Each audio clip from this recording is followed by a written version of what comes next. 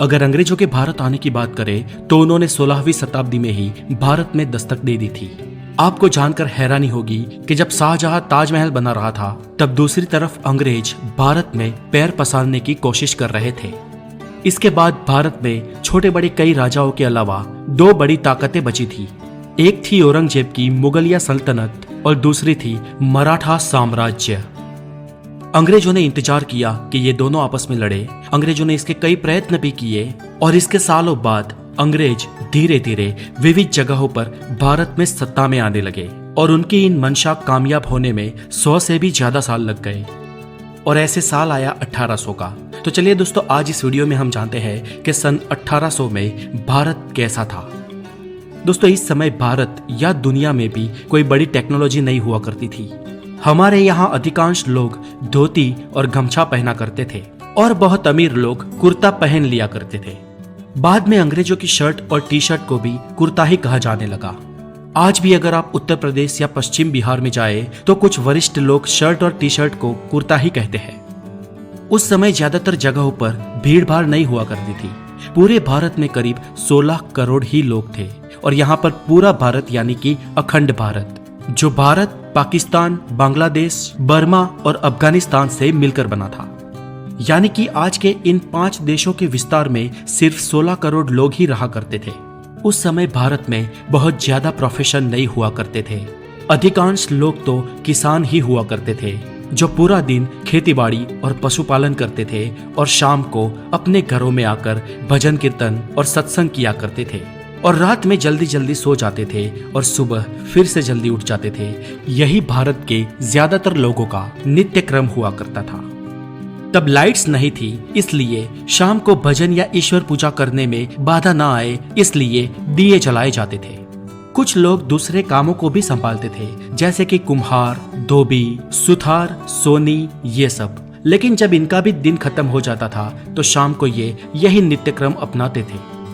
ये तो हुई गांव की बात, और उस समय इतने गांव थे कि गांव ही भारत को रिप्रेजेंट करते थे। शहर बहुत कम हुआ करते थे और शहरों की बात करें तो ज्यादातर लोग मिलों में मजदूरी या काम किया करते थे।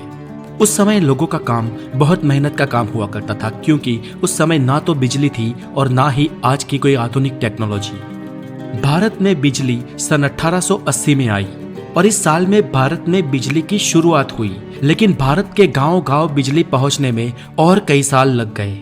एक डेटा के अनुसार सन 1800 के आसपास एक यूरोपियन क्लर्क की सैलरी 40 पाउंड थी और वही एक आम इंडियन की तनख्वाह 40 गुना कम थी। और दोस्तों, इससे आप ये अंदाजा लगा सकते हो कि भारतीय किसानों की क्या आय रही होगी। ऊपर से किसान हर साल बाढ़, सूखे और लगान की मार झेलते थे। दोस्तों, उस समय कुछ अमीर तबक्का भी हुआ करता था, जिनमें से सब नहीं, लेकिन कुछ लोग हमेशा ये फिराक में रहते थे कि कैसे करके अंग्रेजों के साथ उनकी दोस्ती हो जाए। और कुछ अमीर अपनी सूझबूझ और स्किल के माध्यम से ठीक ठाक पैसे कमा लेते थे। आज के समय में बीमारियां आम हो गई है, लेकिन उस वक्त भी कई बीमारियां मौजूद थी जब कॉलेरा और प्लेग आम थे। इन बीमारियों की कोई दवाई भी नहीं थी और इनके सामने लोग बेबस थे। अधिकतर दिक्कत प्रसव में होती थी और जानकारी के अभाव के कारण कई महिलाओं को प्रसव में ही हाथ धोना पड़ता था और इसके कारण कई सारे बच्चों की भी जिंदगी चली जाती थी।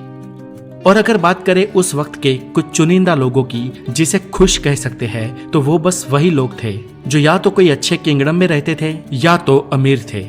दबे कुचले लोग गरीबी और बदहाली के कारण ही बेबस थे।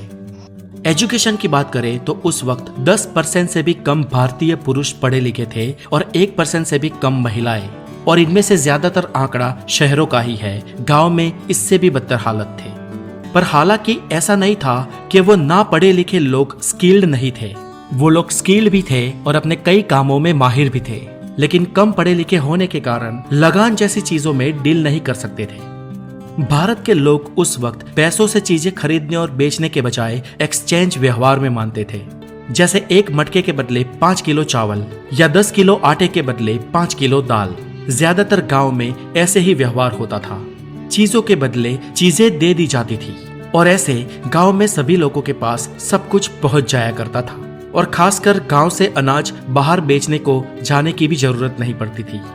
तो दोस्तों 18वीं शताब्दी का भारत कुछ ऐसा था। उस समय कुछ चीजें बहुत ही अच्छी थी तो कुछ बहुत ही खराब। और ऐसा लगभग हर समय में होता है। हर समय कुछ पॉजिटिव और कुछ नेगेटिव्स एक साथ ही पाए जाते हैं। तो आपको कैसा लगा ये भारत, और अगर आप उस वक्त की किसी चीज के बारे में जानते हैं तो हमें कमेंट में जरूर लिखें। और अगर आप नए हैं तो हमारे चैनल द नॉलेज को जरूर सब्सक्राइब कर अपना बहुत सारा ध्यान रखें। Have a good day, take care.